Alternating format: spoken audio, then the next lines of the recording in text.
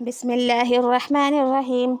قصہ نمبر 2، اندھیری میں حضرت انس کا فعل۔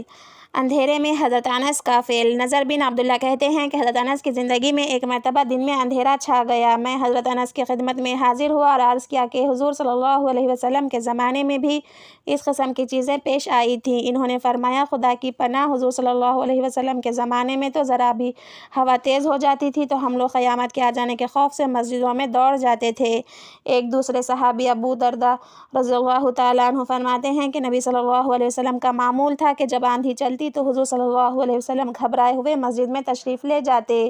فائدہ، آج کسی بڑے سے بڑے حادثہ، مصیبت بلا میں بھی مسجد کسی کو یاد آتی ہے۔ عوام کو چھوڑ کر خاص میں بھی اس کا اہتمام کچھ پایا جاتا ہے۔ آپ خود ہی اس کا جواب اپنے دل میں سوچیں۔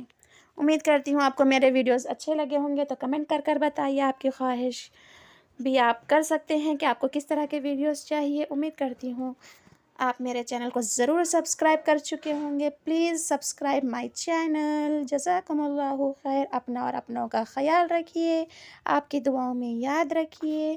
ملتے ہیں اگلے نیو معلوماتی ویڈیو کے ساتھ۔ جزاکم اللہ خیر۔ اللہ حافظ۔